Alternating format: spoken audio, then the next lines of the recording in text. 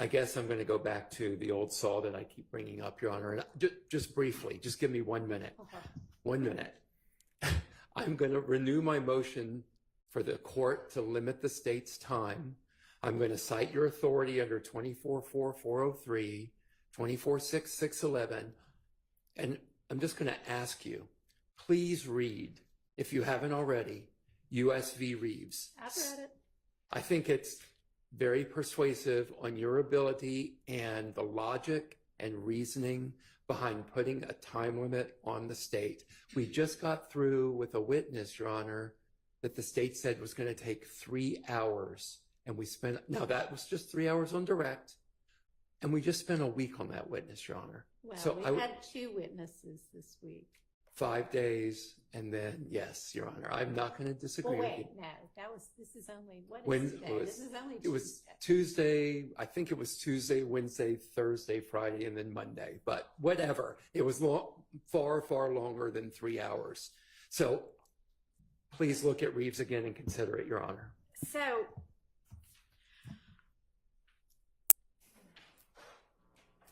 I am reticent to say, for this witness, you can only have X amount of time. No, I'm asking for...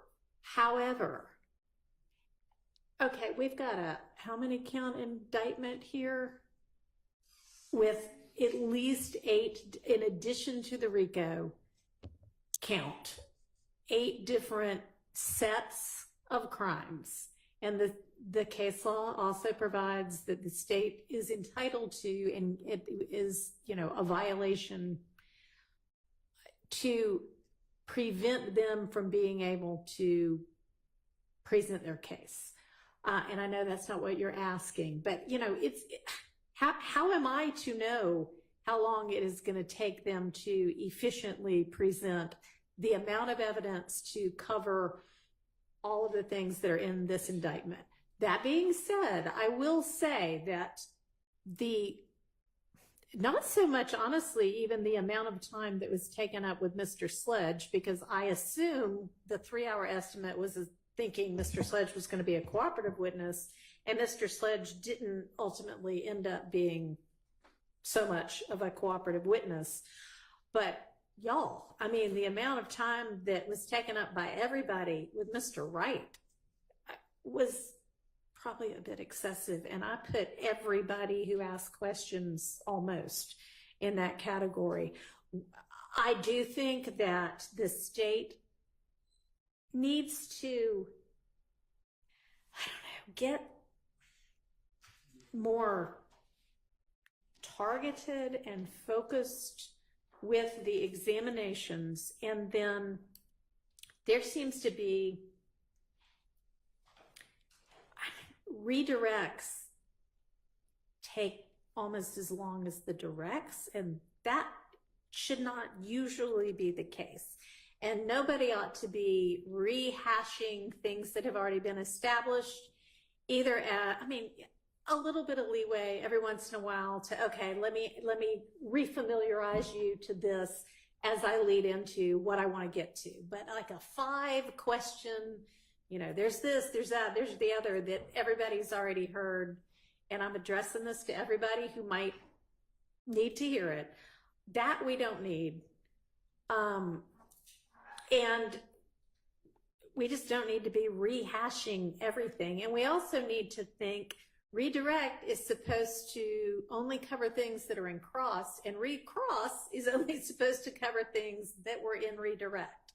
So please get more focused, and to the extent that people make the 403 waste of time objection, I'm going to take it seriously. Well, I think Reeves addresses, I guess, a lot of that and the need for us to raise 403 by eliminating that and eliminating the courts, or reducing, according to the judge in that case, eliminating the need for the court to spend a lot of time on 403s, because it forces the state to be more efficient in their presentation of the case. And to say that the state is moving with any degree of efficiency or I just don't know what to say about the plotting rate that the state plows through the direct examination.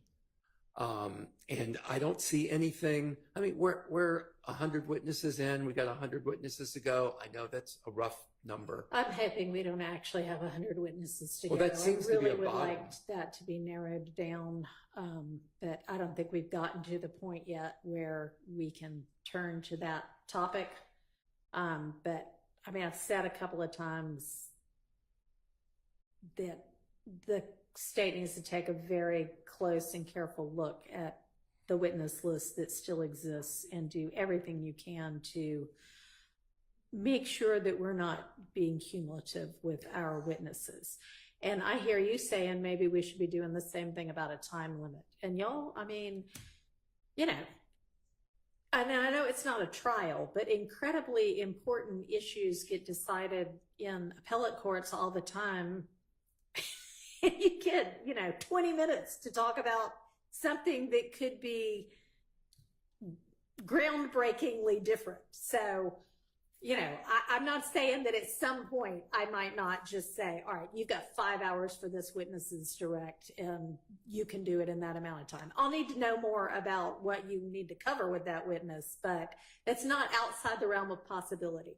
I do think that given how long Mr. Copeland was on the stand, that we've made real progress in that we've now been able to finish 2 witnesses in far less time than that. But yeah, I hope 3 witnesses in far less time than that. So I feel like it is progress, but we could probably get more targeted than we are. Okay. So I can, and in as much as this, I'm probably the most verbose of us all, but I can make my questions tighter. Okay.